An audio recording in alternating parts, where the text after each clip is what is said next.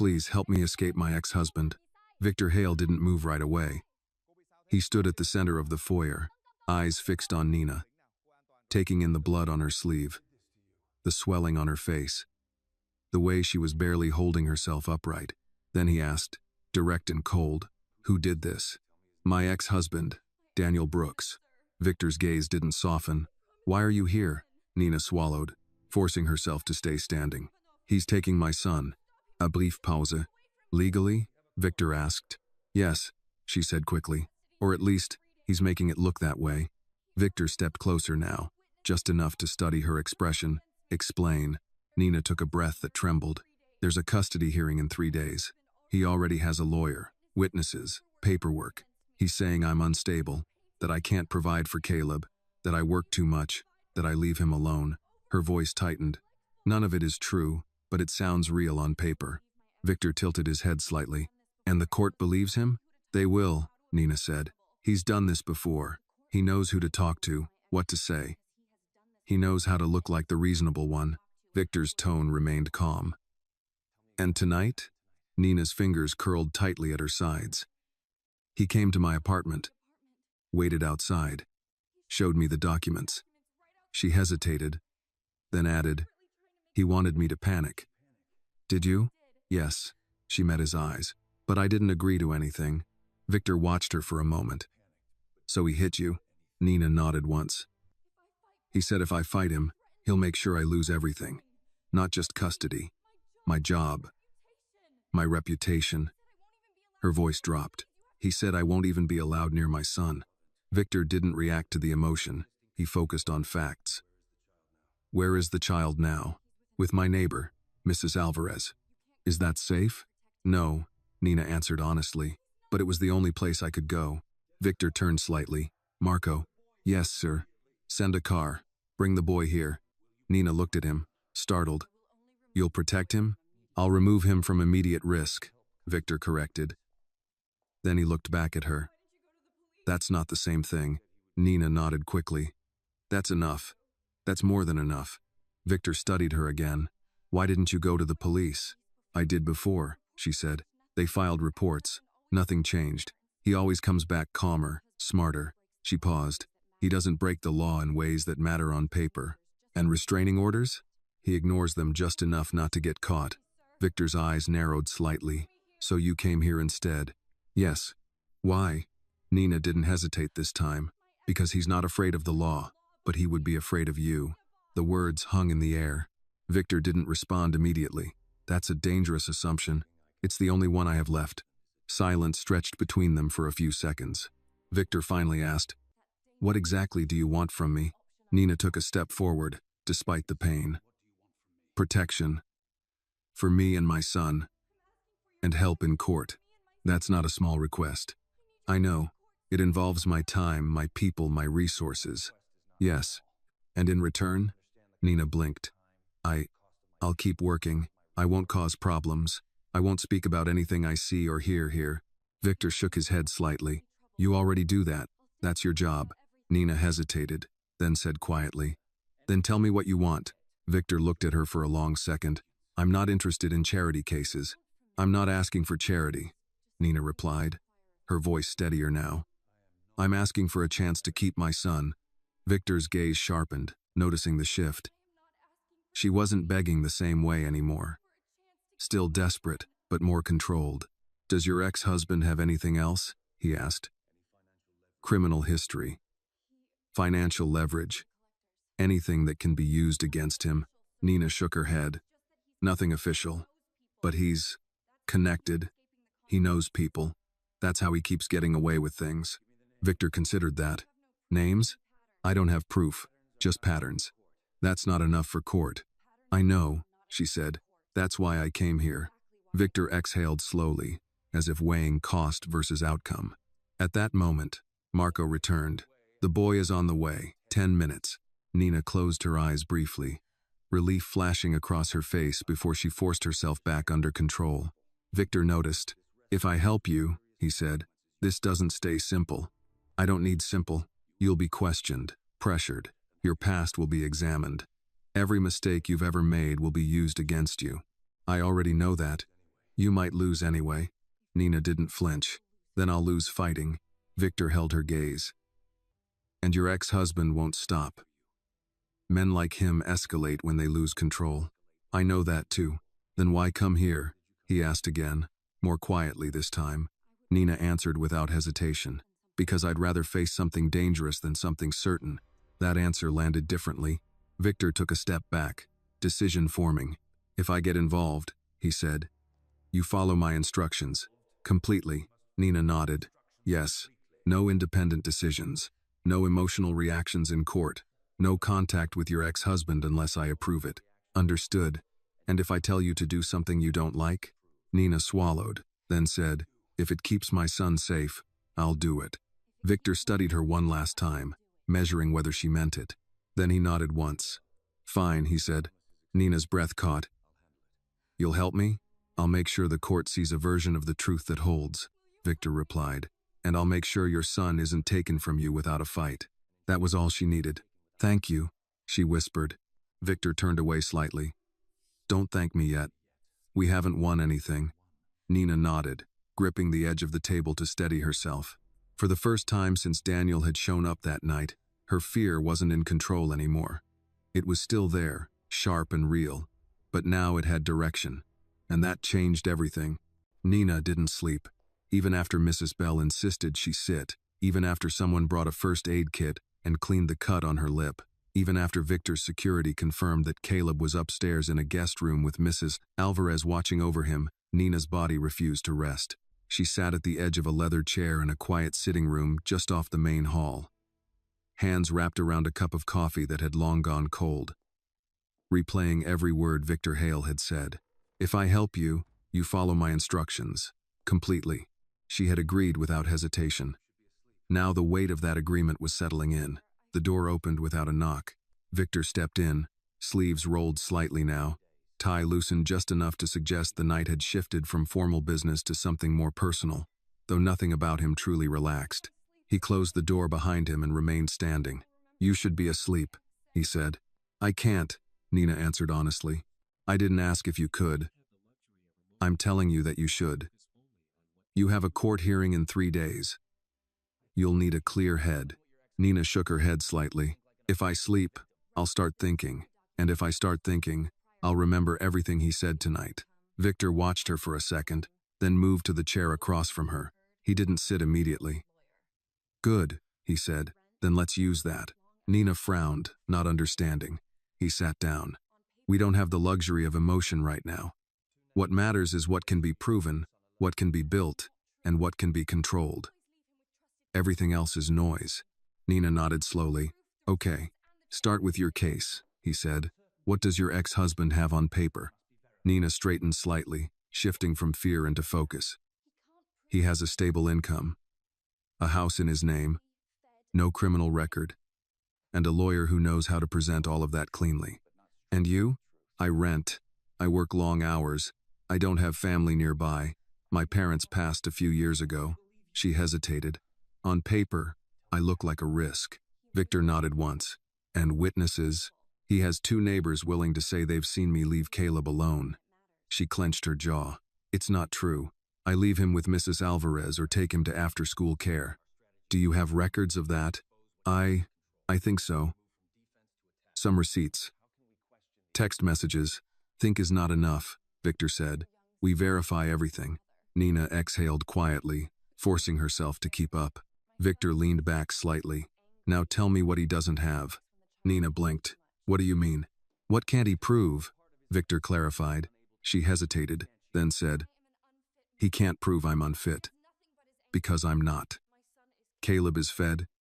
He goes to school. He's healthy. His teachers like him.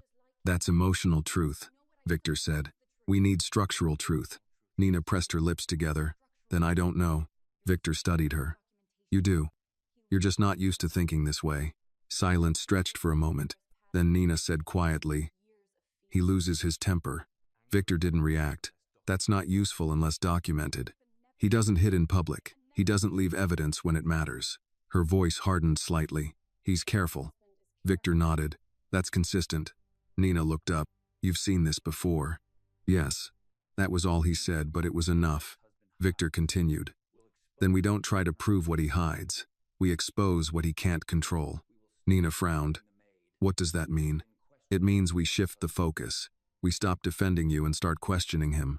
Nina leaned forward slightly. How? Victor didn't answer right away. Instead, he asked, what does your son say about him? Nina froze. That's not fair, she said immediately. I didn't ask if it was fair, Victor replied. I asked what the child says. Nina looked down at her hands. He says his dad gets angry, that he yells, that he doesn't like when Caleb talks too much. Victor waited. Nina swallowed. He asked me once if being quiet would make his dad nicer. That one question from a child. It stays with you, doesn't it? If this moment hit you the way it should, take a second right now wherever you're watching and tell me in the comments. What would you do if you were in Nina's place? Would you fight the same way, or choose differently? Don't forget to like this video and subscribe to the channel for more stories that speak to truth, justice, and the choices that define us. That detail sat heavily in the room. Victor's expression didn't soften, but something in his posture shifted. Children don't fabricate patterns, he said. They respond to them. Nina looked up. You're not suggesting we use Caleb. I'm suggesting we don't ignore the most honest witness in the situation. Nina shook her head. He's 7, and he's already adapting to fear, Victor replied calmly. That matters. Nina didn't respond. Victor stood, walking slowly toward the window. Rain still tapped lightly against the glass now, softer than before. The court will look at stability, environment, and influence, he said. Right now, your ex-husband is presenting himself as stable and you as unstable. We reverse that. Nina stood as well, tension returning to her shoulders. And how do we do that without lying? Victor turned back to her. We don't lie. We structure the truth. She let out a breath she hadn't realized she was holding. That sounds like the same thing. It isn't, he said. The truth exists. Most people just don't know how to present it in a way that survives scrutiny. Nina ran a hand through her damp hair. I've never done anything like this.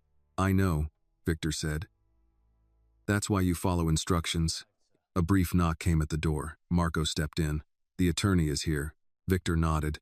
Send him in. Nina's stomach tightened. Now? Yes, Victor said.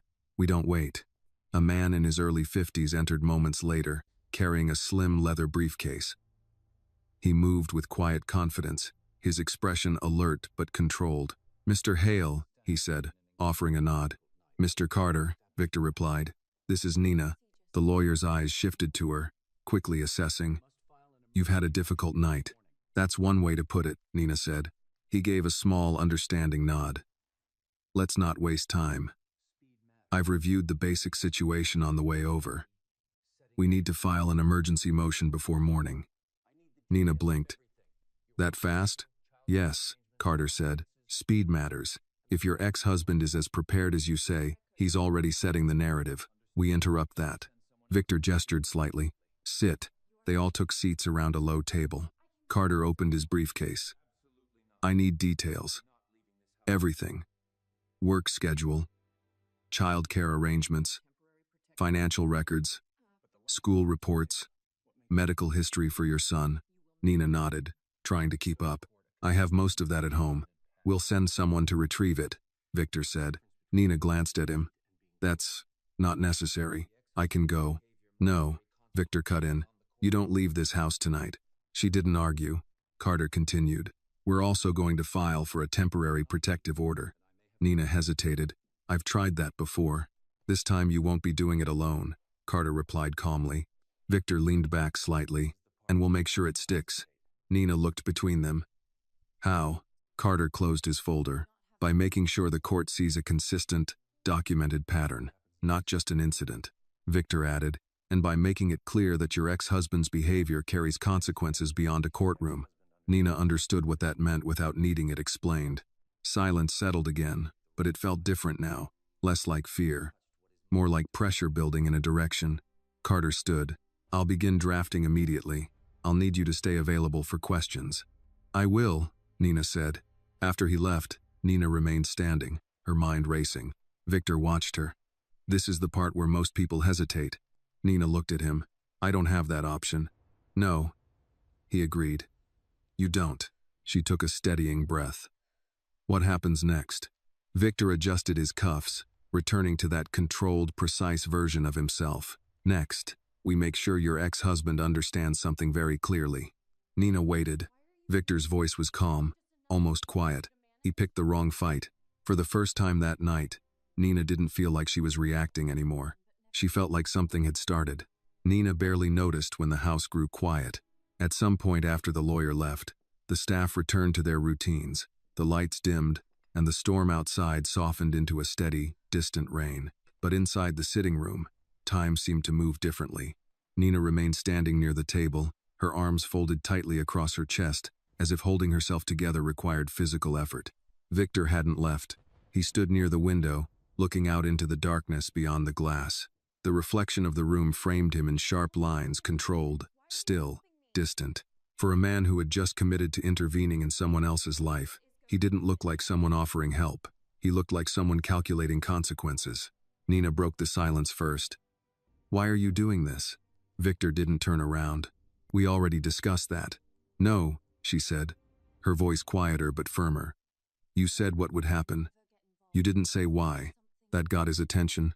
He turned slowly, studying her again, this time not just as a situation to manage, but as a person pushing back. "You think this needs a reason beyond what I've already given?" "Yes," Nina answered, "because men like you don't get involved unless there's something in it for them." Victor's expression didn't change, but his eyes sharpened slightly. "And what do you think is in it for me?" Nina hesitated, not because she didn't have an answer, but because she wasn't sure how much honesty she could afford. "Control," she said finally. "Influence. Maybe you don't like men like my ex-husband operating where you do." Victor watched her for a long moment, then gave a faint, almost imperceptible nod. "Not entirely wrong." Nina exhaled slowly. "Then what's the rest of it?" Victor walked back toward the table, his movements unhurried. "There are men who understand rules," he said, "and there are men who think rules only apply to other people. Your ex-husband sounds like the second type." "He is. And men like that don't stop unless someone forces them to." Nina held his gaze. "So you're forcing him?" "I'm correcting a problem," Victor replied. "There's a difference." Nina let that settle. It wasn't comfort, but it was clarity. Victor continued, "But understand this. What I'm offering isn't protection in the way you think." Nina frowned slightly. "Then what is it?" "It's structure," he said. "Strategy. Leverage. Protection is just the result." Nina shook her head a little. "That sounds like the same thing with better wording." "It isn't," Victor said. "Protection without structure fails. You've already seen that." She couldn't argue with that. Victor stepped closer, close enough now that she could see the fine lines around his eyes, the kind that came from years of watching people carefully. "Your situation changes the moment I step in. Not just for him. For you." Nina's stomach tightened. "How? You stop being invisible?" She didn't respond right away. Victor went on.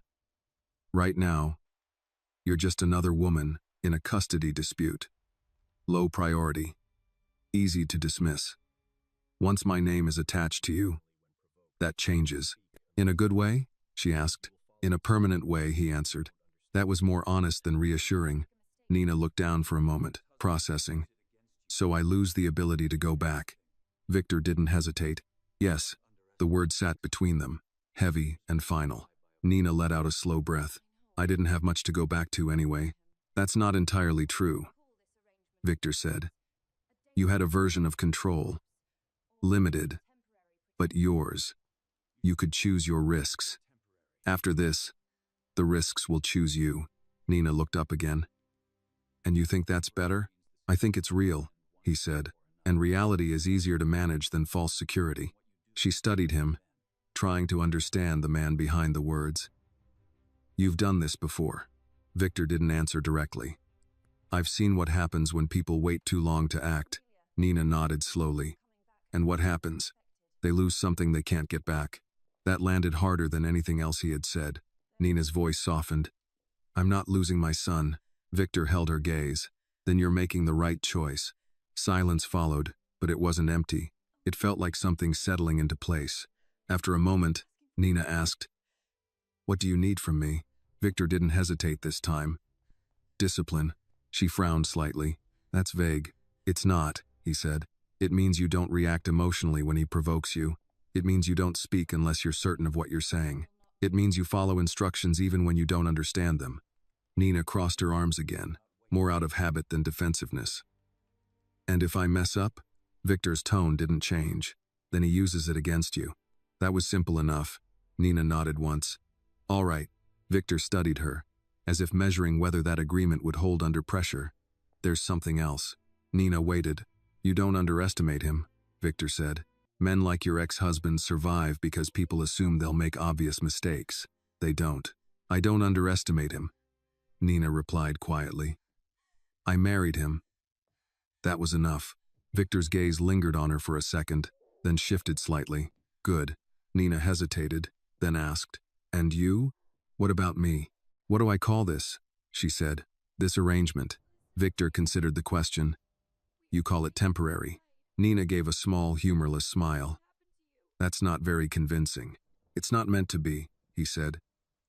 It's meant to remind you that this has an end. One way or another. She nodded slowly. And after that? Victor's expression didn't change. That depends on what you do between now and then. Nina absorbed that, understanding the unspoken meaning. This wasn't just about survival, it was about proving something. Footsteps approached outside the room, and a moment later, Mrs. Bell appeared in the doorway. They're here, she said gently. Nina's breath caught. Caleb? Mrs. Bell nodded. He's safe. A little scared, but he's asking for you. Everything else faded. Nina moved past Victor without thinking, her body already responding before her mind caught up. But as she reached the doorway, she stopped, turning back for just a second. Whatever this is, she said, her voice steady now, I won't waste it. Victor didn't smile. He didn't nod, but he answered, Make sure you don't. Nina held his gaze for one brief moment longer, then turned and walked down the hall, following Mrs. Bell toward the room where her son was waiting. Behind her, Victor remained where he was, watching the doorway long after she disappeared from view, because he had seen that look before the moment someone stopped asking for permission to survive and started deciding what they were willing to risk to win. And that was the moment everything changed. Nina didn't realize how different the morning would feel until she woke up and didn't panic. For a few seconds, she lay still in the unfamiliar bed, staring at the ceiling, waiting for the usual rush of fear to hit her chest. It didn't come the way it normally did. The memory of Daniel, the threats, the looming court date, they were still there, but they no longer felt like something closing in from all sides. They felt contained, controlled, at least for the moment. Then she remembered where she was. Victor Hale's house, her son safe, in the next room, and everything that had changed in a single night. She sat up slowly, her body reminding her of the bruises she hadn't had time to fully register. The door opened shortly after, and Mrs. Bell stepped in with a small tray. Good morning, she said softly. I brought coffee and something light to eat. Nina blinked, surprised. You didn't have to. I know, Mrs. Bell replied, setting the tray down. But you'll need it. Nina nodded, accepting the cup. The coffee was strong, black, exactly how she usually took it when she needed to stay sharp. Thank you. Mrs. Bell hesitated for a moment, then added, Your boy's already up. He's downstairs with one of the staff, eating pancakes like nothing in the world could bother him. That made something in Nina's chest loosen. That sounds like him. He asked if you were okay, Mrs. Bell said gently. Nina looked down at her hands. I'll go to him in a minute. Mrs. Bell gave a small nod and left, closing the door quietly behind her. Nina took a sip of the coffee and let it steady her. Then she stood, straightened her posture, and forced herself into focus. This wasn't a normal morning. This was the beginning of something she didn't fully understand yet, but she knew one thing clearly: she couldn't afford to fall apart. By the time she came downstairs, Caleb was sitting at the long kitchen island, legs swinging slightly as he focused on his plate. One of the staff members stood nearby, keeping a respectful distance. Mom, he said the moment he saw her, sliding off the stool and running toward her. Nina crouched instinctively, pulling him into a tight hug, ignoring the pain in her ribs. Hey, she whispered, pressing her cheek against his hair. You okay? He nodded against her shoulder. That man said I could stay here. Is that true? Nina glanced up briefly, noticing Victor standing near the far end of the kitchen, already dressed. already composed, as if he had been awake for hours. "Yes," she said softly. "We're staying here for a little while." Caleb pulled back just enough to look at her face. "Did he hurt you again?" Nina forced a small smile. "Not this time." Caleb seemed to accept that, at least for now. He went back to his seat, picking up his fork again. Victor spoke without raising his voice. "He's been up for 30 minutes. Ate without being told." "That's a good sign." Nina stood slowly. "He's used to adjusting." Victor nodded slightly. "Children adapt faster than adults. It's how they survive." Nina didn't respond to that. Instead, she moved to stand across from Caleb, keeping him within reach, her attention split between him and Victor. "Sit," Victor said, gesturing to the chair across from him. Nina hesitated for a fraction of a second, then sat. A plate was placed in front of her: eggs, toast, nothing elaborate. She hadn't realized how hungry she was until the smell hit her. Victor didn't touch his own food immediately. "We start now," he said. Nina picked up her fork but didn't eat yet. "With what?" "Structure," he replied. "You don't drift through this. You move, deliberately." Nina nodded. "All right." Victor leaned back slightly. "From this moment forward, your schedule changes. You don't go to work. You don't go back to your apartment. Everything you need will be brought here." Nina stiffened. "I can't just disappear. That'll look bad in court." "It will look strategic if handled correctly," Victor said. "You're not disappearing. You're ensuring stability for your child." Nina considered that. "And my job?" "You still have it," Victor said, "but not in the same capacity." She frowned. "What does that mean?" "It means you're no longer just staff," he said. "You're part of an ongoing situation that affects this house." Nina wasn't sure how to respond to that. Victor continued. "My attorney will handle the legal filings. You will provide information, documentation, and follow instructions. That's your role." Nina finally took a bite of food, more out of necessity than appetite. "And Caleb? He stays here," Victor said, "under supervision." Nina's grip tightened slightly on her fork. "I want to be with him." "You will be," Victor replied, "but you don't hover. You don't show panic. Children read that." Nina glanced at Caleb, who was now quietly focused on cutting his pancakes into small, uneven pieces. She forced her expression to soften. "I understand," she said. Victor watched her for a moment. "Do you?" "Yes." "Then prove it." The words weren't harsh, but they were firm. Nina nodded once. Victor picked up his coffee. "There's something else you need to understand." Nina waited. "Your ex-husband will escalate," he said. "He won't accept losing control quietly." "I know." "No," Victor corrected. "You expect anger. What you'll get is strategy."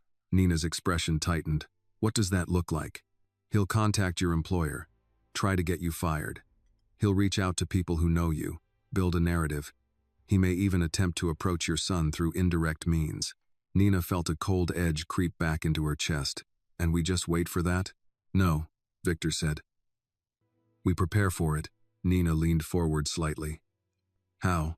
Victor set his cup down. "By staying ahead of him, by controlling information before he does." Nina nodded slowly. "And if he comes here?" Victor's expression didn't change. "He won't." "How can you be sure?" Victor held her gaze. "Because he understands consequences, even if he pretends not to." Nina studied him for a moment, then asked, "And if he doesn't?" Victor's answer was immediate. "Then he learns." The simplicity of that response was more unsettling than anything else. Nina exhaled quietly. "This isn't just about court, is it?" "No," Victor said. "It never was." Silence settled between them again, but it felt different now, more defined. Nina looked down at her plate, then back up. "You said this would change things permanently." "It already has," Victor replied. She nodded.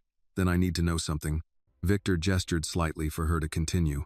"If I follow everything you say, if I do this your way." She paused, choosing her words carefully. "Does it end with me keeping my son?"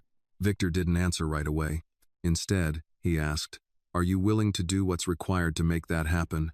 Nina didn't hesitate this time. "Yes." Victor held her gaze for a long second, then gave a small, definitive nod. "Then we make sure it does." That was enough. Nina leaned back slightly, the tension in her shoulders shifting into something more focused, more controlled. She wasn't safe yet. Not even close. But she wasn't standing alone in the dark anymore. Across the table, Victor picked up his coffee again, already moving on to the next step in his mind. Because this wasn't about helping. It was about building something that couldn't be taken apart. By the time Nina stepped into the courthouse, she understood something clearly. This wasn't about truth. It was about control of perception. The building itself felt older than the city around it. Heavy wooden doors, polished floors, people moving with quiet urgency. Lawyers in tailored suits, parents clutching folders, security watching everything without expression. Nina walked beside Carter, Victor's attorney, her posture straight, her face composed the way he had instructed. "Don't look at him unless necessary," Carter said quietly as they approached the courtroom doors. "And when you do, don't react." Nina nodded. "I won't." "You don't need to prove he's a bad man today," Carter continued. "You only need to prove you're a stable parent." Nina took a slow breath. Understood. Victor wasn't beside her, but his presence was still there in the preparation, the strategy, the fact that Carter was walking with a level of confidence Nina had never seen in a courtroom before. That alone changed how people looked at her. Inside, Daniel was already there. He stood near the front, speaking with his lawyer, dressed in a clean navy suit, posture relaxed, expression calm. If someone didn't know him, they would see exactly what he wanted them to see, a composed, responsible father. Nina felt something tighten in her chest, but she didn't let it show. Daniel turned, noticing her. For a fraction of a second, his eyes flicked over her face, assessing, calculating. Then he smiled. It was the same smile he used in public, controlled, polite, completely disconnected from the man she knew. "Nina," he said, as if greeting an old friend, "you look better." She didn't answer. Carter stepped slightly forward, positioning himself just enough to break the line between them. "Mr. Brooks," he said evenly. Daniel's lawyer nodded in acknowledgement, but said nothing. The judge entered shortly after, and the room settled into formal silence. Nina sat, hands folded neatly in her lap, exactly as she had practiced. Her heart was beating faster than she wanted, but her face remained still. She kept her eyes forward. This was the part Victor had warned her about. The performance. Daniel's lawyer stood first, confident, composed. "Your Honor, we are here to address the welfare of the minor child, Caleb Brooks. My client, Mr. Brooks, is requesting full custody based on concerns regarding the mother's stability and living conditions." Nina felt the words hit, but she didn't react. The lawyer continued, laying it out cleanly. "Stable home, consistent income, concern for the child's environment." Subtle, precise language that made everything sound reasonable. Then came the shift. "Miss Cruz," the lawyer said, glancing toward Nina, "has demonstrated inconsistent work hours, limited support systems, and emotional instability that raises concern regarding her ability to provide a secure environment." Nina kept her expression neutral. Carter leaned slightly toward her without looking directly. "Stay still." She did. When it was their turn, Carter stood, his tone calm but firm. "Your Honor, the narrative presented is selective. It removes context and replaces it with assumptions." The judge nodded slightly. "Proceed." Carter moved methodically. He presented Nina's work history, her consistent employment, her efforts to maintain childcare arrangements, receipts, records, verified timelines. Nina watched as the story shifted, not dramatically, not emotionally, but structurally. Then Carter paused, and more importantly, he said, "We would like to address the pattern of behavior from Mr. Brooks that has not been included in his initial presentation." Nina felt the air in the room change slightly. Daniel's expression didn't shift, but his attention sharpened. Carter continued, "While there is no formal criminal record, there is a documented history of intimidation, repeated violations of informal agreements, and behavior that directly impacts the emotional well-being of the child." Daniel's lawyer stood immediately. "Objection. Speculation, not speculation," Carter replied. "Pattern." The judge considered for a moment. "Proceed carefully." Carter nodded. Of course. He didn't push too hard. That was the difference. He didn't try to win the moment. He built it. Nina understood then what Victor meant by structure. This wasn't about exposing everything at once. It was about placing pieces where they couldn't be ignored later. Daniel was called to speak. He stepped forward easily, voice steady. "I care about my son," he said. "Everything I'm doing is to ensure he has a stable, safe home." He glanced briefly at Nina, just enough to be seen, not enough to be obvious. "I'm concerned," he continued, "that his current environment doesn't provide that." Nina didn't react, but inside, she felt that familiar shift, the way he turned reality into something else, something that made her sound like the problem. The judge nodded. "And the allegations regarding your behavior toward Miss Cruz?" Daniel didn't hesitate. "We've had disagreements, like any divorced couple, but I've never endangered her or my son." Nina's fingers tightened slightly, but she kept her posture unchanged. Carter didn't interrupt. He let the statement sit. Then he spoke, calmly. "Your Honor, we will be submitting additional documentation regarding recent events, including medical records and witness statements." That was new. Nina felt it immediately. Daniel's eyes flicked toward her, sharper this time. He hadn't expected that. Victor had moved faster. The judge nodded. "Very well. I'll review all submitted materials before making any interim decision." The hearing continued, but the tone had shifted. It wasn't decided, not yet, but it wasn't one-sided anymore. When it ended, Nina stood slowly, keeping her movements controlled. Daniel approached again, this time more directly. "You've been busy," he said quietly. Nina met his gaze. "So have you." His smile returned, but it didn't reach his eyes. "You think this changes anything?" Nina didn't answer right away. Then she said calmly, "I think it already has." For a brief moment, something real showed in his expression. Not anger, not yet. Something closer to recognition. Then it was gone. "This isn't over," he said. "I know," Nina replied. Carter stepped in again, subtle but firm. "We're done here." Daniel didn't push further. He turned and walked away with his lawyer, already shifting back into the version of himself the world expected. Nina watched him go, then exhaled slowly. Carter looked at her. "You did exactly what you were supposed to do." "It doesn't feel like winning," she said. "It's not," he replied. "It's positioning." Nina nodded. As they walked out of the courthouse, she realized something important. Daniel hadn't lost. But for the first time, he hadn't been completely in control either. And that was enough to change the direction of everything that came next. The drive back from the courthouse was quiet. Nina sat in the back seat, hands resting in her lap, watching the city pass by through the window. Seattle looked the same as it always did: gray skies, wet streets, people moving through their routines, but something in her had shifted. The fear was still there, but it wasn't controlling her breathing anymore. It had changed shape. It had become awareness. Carter sat in the front, reviewing notes on his tablet. "He didn't expect the medical documentation," he said without turning. "That gave us leverage." Nina nodded. He noticed. "Yes," Carter replied. "And now he'll adjust." That word again. Adjust. Nina leaned her head back slightly. "What does that mean for me?" "It means the next move won't happen in court," Carter said. "It'll happen outside of it." She already knew that. When they arrived at Victor's house, of safety, the gates were behind them with quiet certainty. The sense of protection returned immediately, but this time it felt different. Not like safety, more like controlled territory. Victor was waiting in the study. He didn't ask how the hearing went. He already knew. "You held your position," he said, looking directly at Nina. "Yes. And you didn't react?" "No." Victor gave a small nod. "Good." Nina stepped further into the room. "He's going to escalate." "Yes," Victor said simply.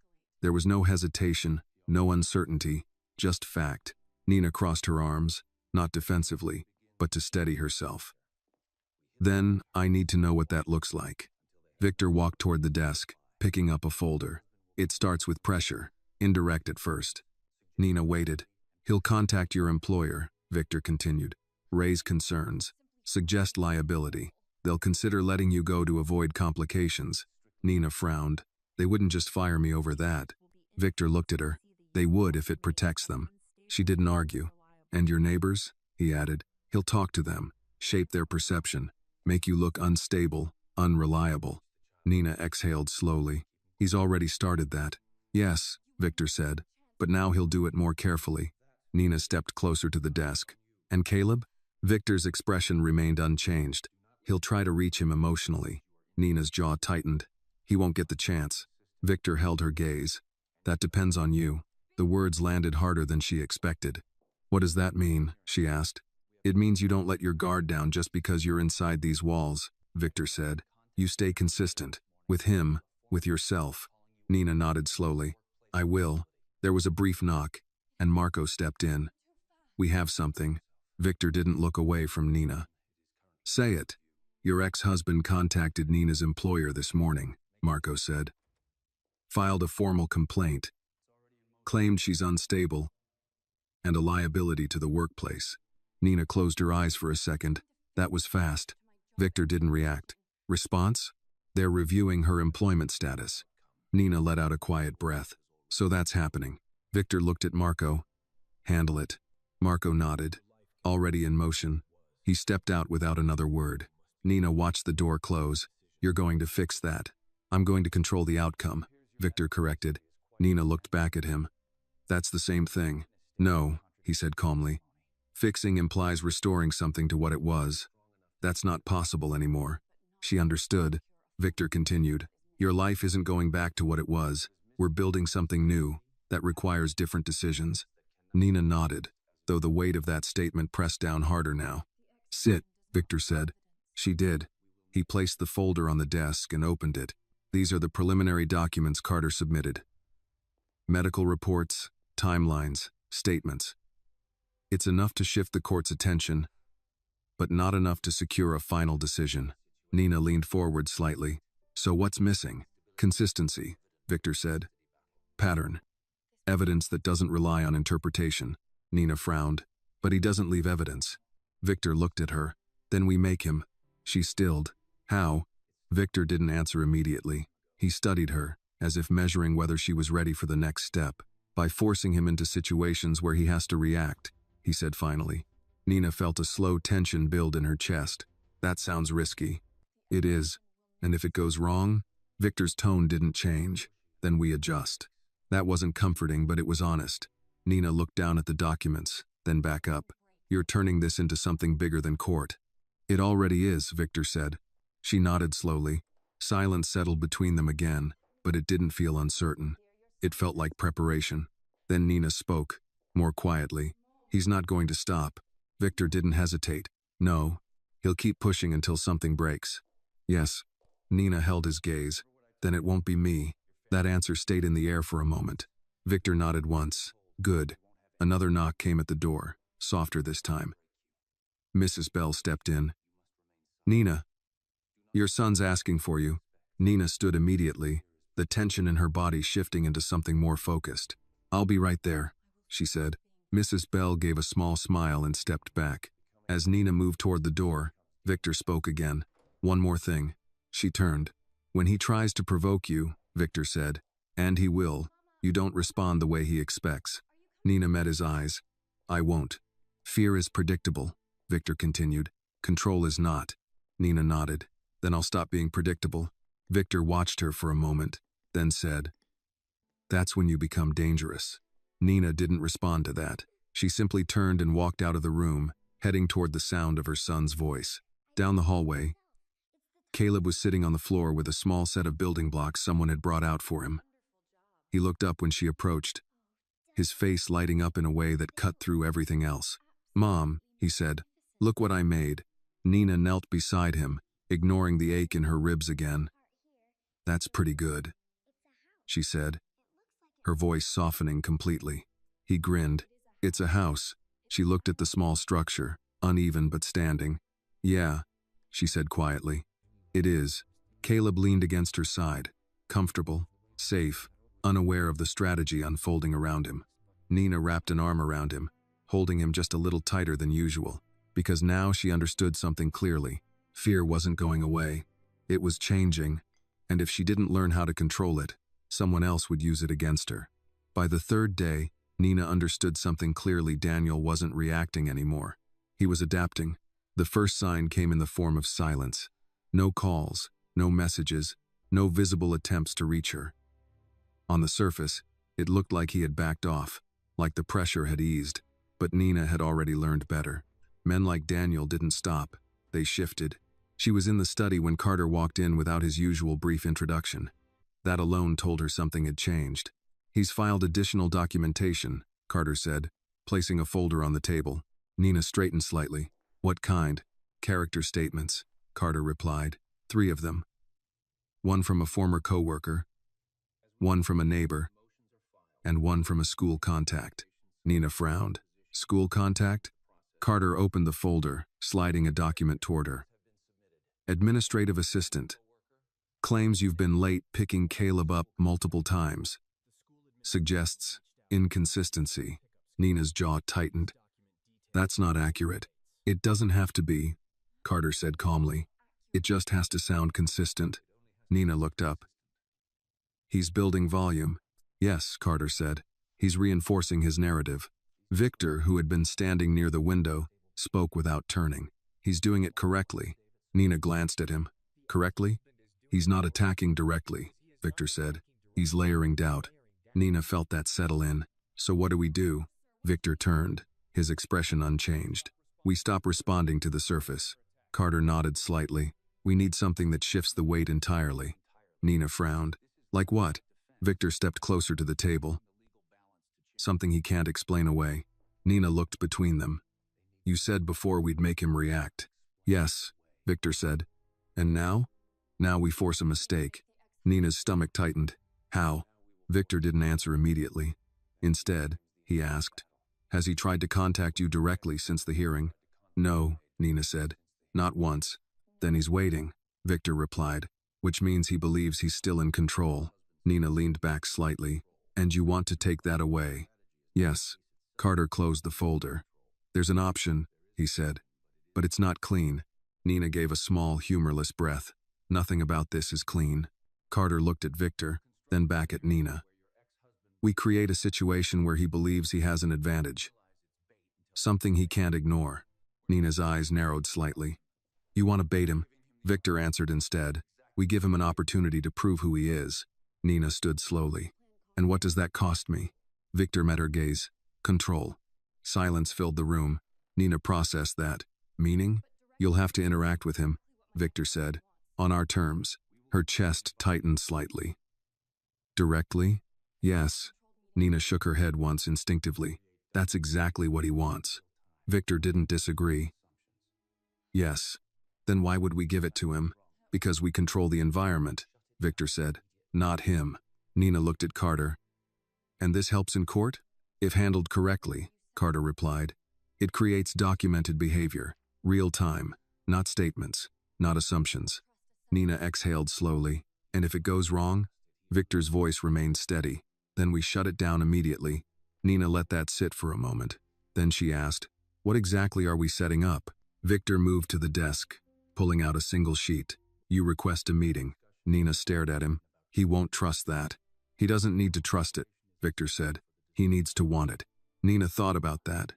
Daniel's patterns. His need for control. His need to win. He'll come if he thinks he's gaining something, she said. Victor nodded. Exactly. Carter added, we position it as a conversation about custody. You appear uncertain, open to discussion. Nina's expression hardened slightly. I don't like that. You don't have to like it, Victor said. You have to execute it. Nina crossed her arms, thinking, and you'll be there. Yes. And he won't know that. No. Nina looked down for a second, then back up. He's going to push. Victor didn't hesitate.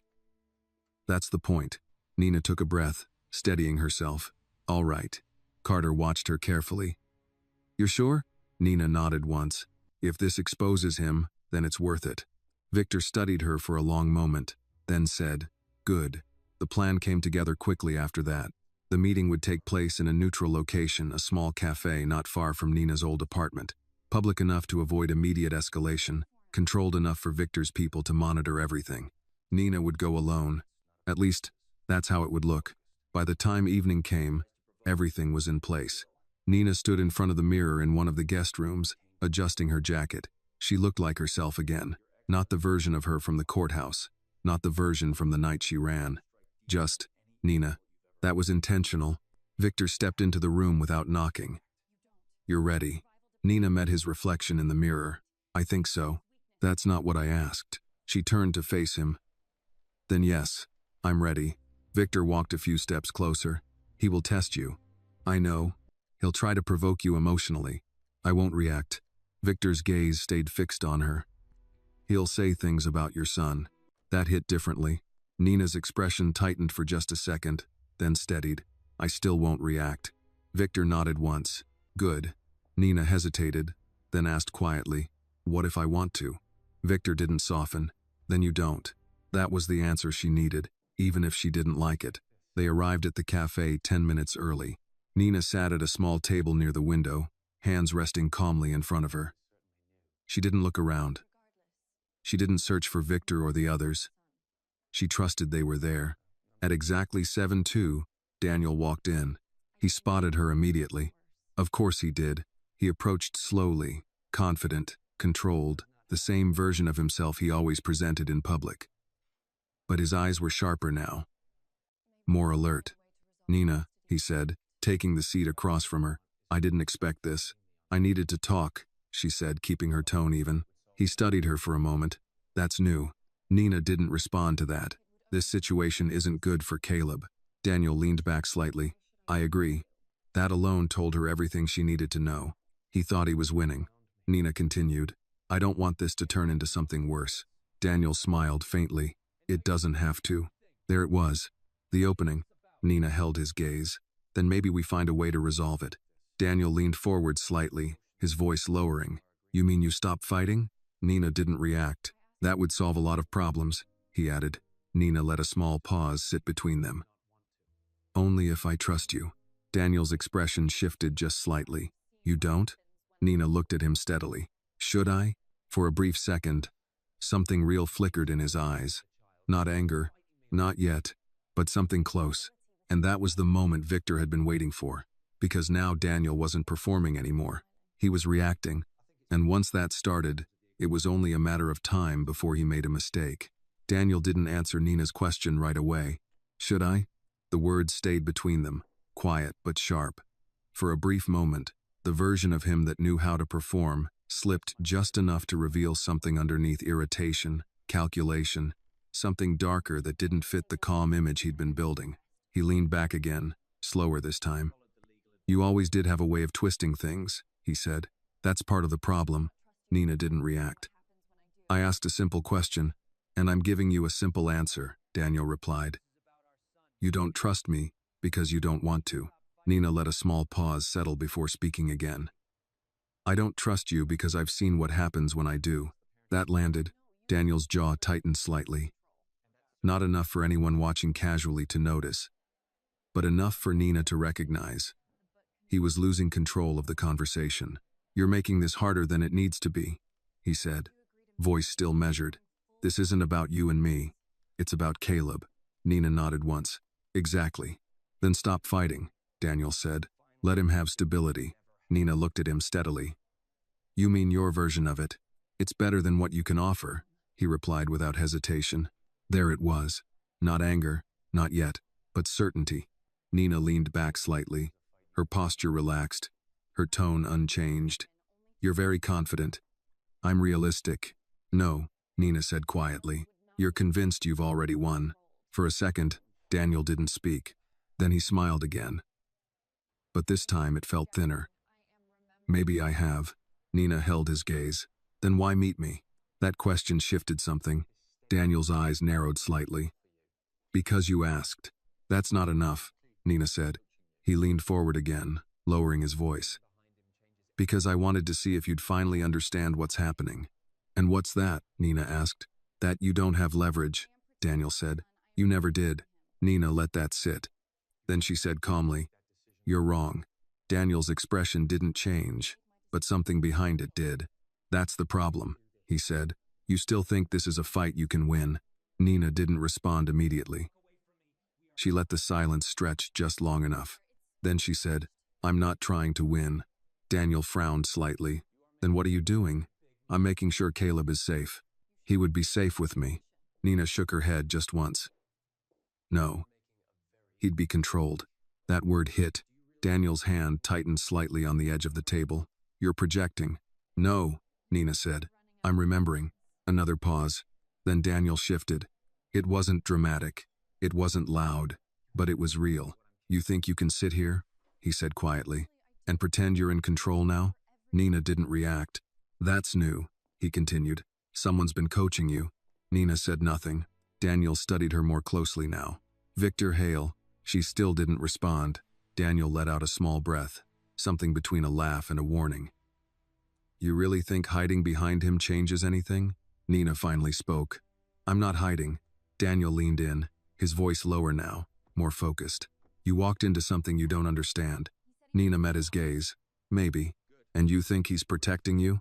"I think I'm protecting my son." Daniel's expression hardened slightly. "You don't get to make that decision alone." "I already did." That was the moment. The shift Victor had predicted. Daniel wasn't performing anymore. He was reacting. "You don't get to just walk away from me," he said, his voice tightening despite his effort to keep it controlled. Nina didn't flinch. "We're not done," he added. "No," Nina said calmly. "We are." Daniel's eyes darkened. "You really believe that?" "Yes." For a brief second, silence pressed down between them. Then Daniel sat back, exhaling slowly, forcing himself to regain control. "You're making a mistake," he said. "A big one." Nina stood. "I don't think so." Daniel looked up at her. "You think he can keep you safe forever?" Nina didn't answer directly. "I think you're running out of options." That hit harder than anything else she had said. Daniel's smile disappeared completely this time. "You don't know what I'm capable of," he said quietly. Nina looked down at him, steady, unshaken. "I do." Another silence. Then Nina turned and walked toward the door. She didn't rush. She didn't look back. Behind her, Daniel didn't follow, but she could feel it, the shift in the air, the way something had changed permanently. Outside, the night air felt colder. Victor was already there, standing near the car, hands in his coat pockets. He didn't ask what happened. He didn't need to. Nina walked up to him, her step steady. "He's going to escalate," she said. "Yes," Victor replied. Nina exhaled slowly. "He already has." Victor studied her for a moment. "What did he say?" Nina met his eyes. "He said, I don't understand what I've stepped into." Victor gave a faint nod. "That's accurate." Nina almost smiled, but it didn't quite reach her eyes. "I told him I don't think he's in control anymore." Victor's gaze sharpened slightly. "And how did he take that?" He stopped pretending. That was the answer Victor had been waiting for. He opened the car door. "Then we're done here." Nina paused for a moment before getting in. "Is that enough?" Victor looked at her. "For now." She nodded and got into the car. The drive back was quieter than before, but this time, it wasn't uncertainty. It was aftermath, because something had been crossed tonight. Not in court, not on paper. In reality, and once that line was crossed, there was no going back. When they arrived at the house, Marco was already waiting near the entrance. "There's a problem," he said. Victor didn't slow down. "Say it." Daniel went to Nina's old apartment. Nina's heart dropped. "When?" 10 minutes ago, Marco said. He didn't find her. But he asked questions. Loud enough for neighbors to hear. Nina closed her eyes briefly. "He's setting the next move." Victor nodded once. "Yes," Marco added. "And there's more. A car was seen near the building earlier. Not his usual." Victor stopped. Nina felt it immediately. That wasn't just pressure. That was preparation. Victor turned slightly toward her. "From this point on, you don't leave this property without clearance." Nina nodded. "Understood." He looked at Marco. "Increase coverage. Full perimeter." Marco nodded and moved immediately. Nina stood there for a second, the weight of everything settling in. "This isn't just about custody anymore," she said quietly. Victor looked at her. "No." Nina swallowed. "He's not going to stop at court." "No," Victor said again. "He's not." Nina nodded slowly, forcing herself to stay steady. Then she said, "Then neither will I." Victor held her gaze for a moment, then gave a small nod, because now it wasn't just a strategy. It was a war, and they had just crossed the point where walking away was no longer an option. The house felt different that night. Not quieter, not safer, just more defined, as if every movement inside it carried weight. Nina noticed it the moment she stepped into the main hall. The staff moved with the same precision, the same discipline. But there was an underlying awareness now. Security had doubled. Doors that were usually left open were closed. Conversations were shorter, more direct. War had a way of changing space without anyone saying the word out loud. Nina didn't go upstairs immediately.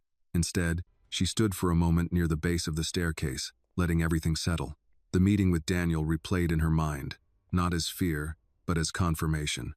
He wasn't bluffing anymore, and neither was she. "Your son is asleep." Victor's voice came from behind her. Nina turned. He stood a few steps away, jacket off now, sleeves rolled, but still carrying that same controlled presence. "Already?" "It's been a long day," he said. Nina nodded. "For all of us." There was a brief silence. Then she asked, "What happens next?" Victor didn't answer immediately. He walked past her into the sitting room, expecting her to follow. She did. Once inside, he closed the door.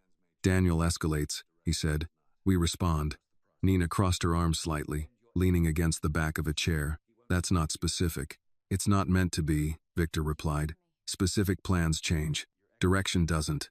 Nina studied him. "Then give me direction." Victor looked at her for a moment, then said, "We end his leverage." Nina frowned. "How?" "By removing every advantage he thinks he has," Victor said.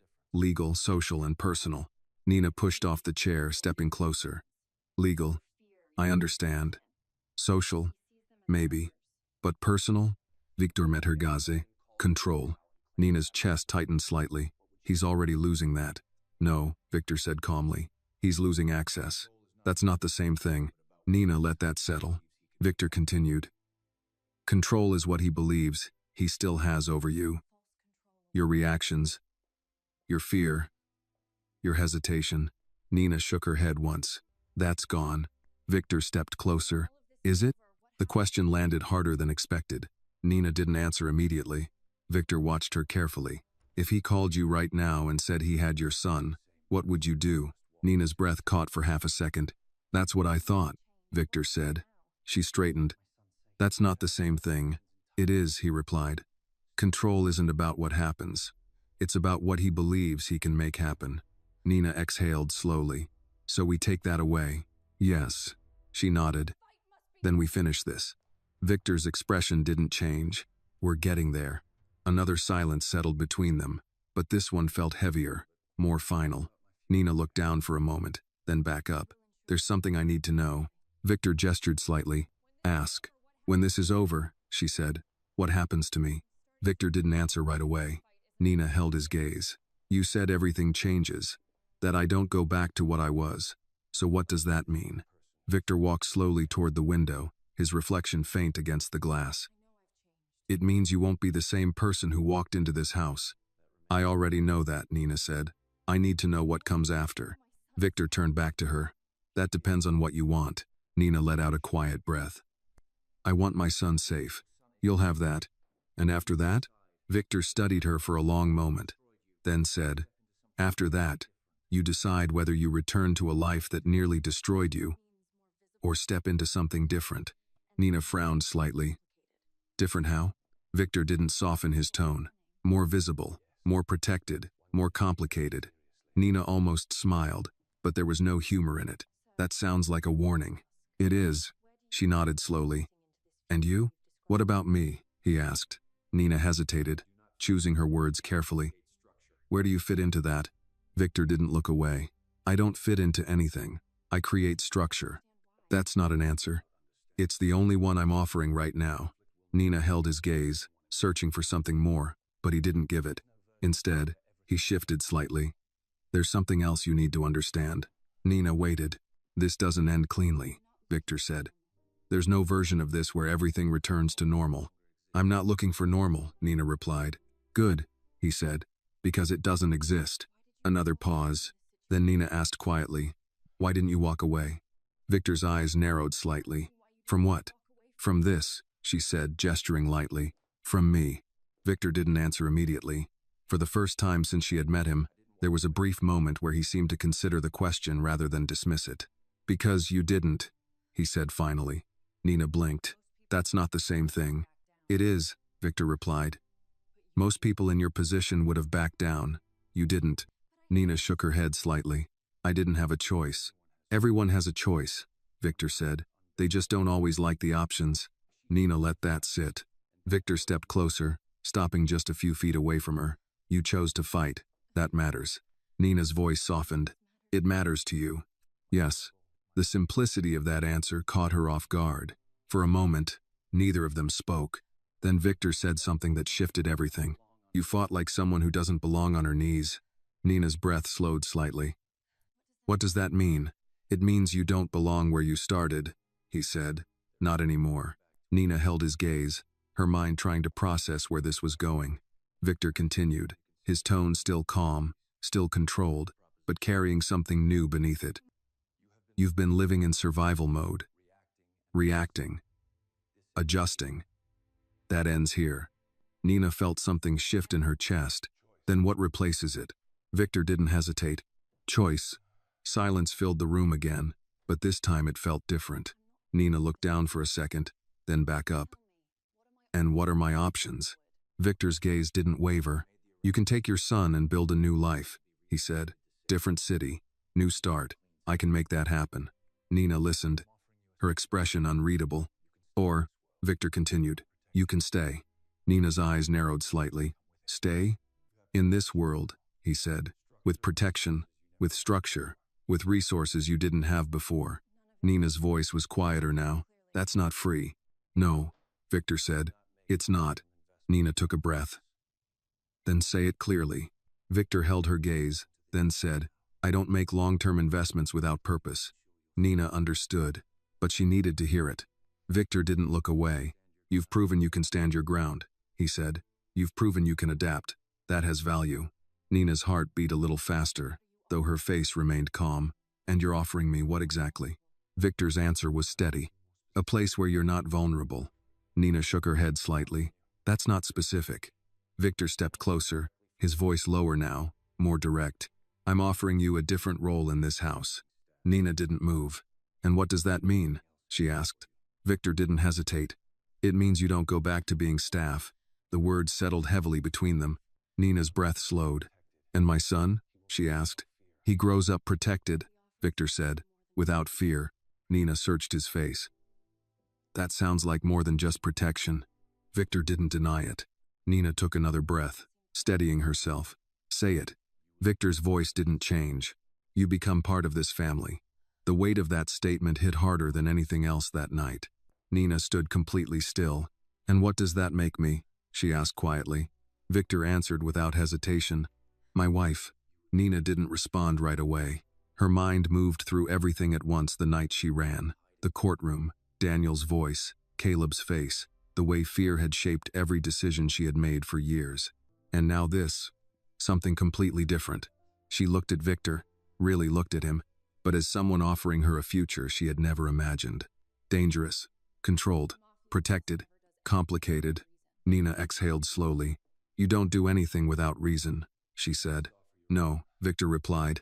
And this is yours. Yes. Another pause. Then Nina nodded once, just understanding. I need time, she said. Victor didn't push. Take it. Nina turned toward the door, then stopped for just a second. My answer won't be based on fear, she said.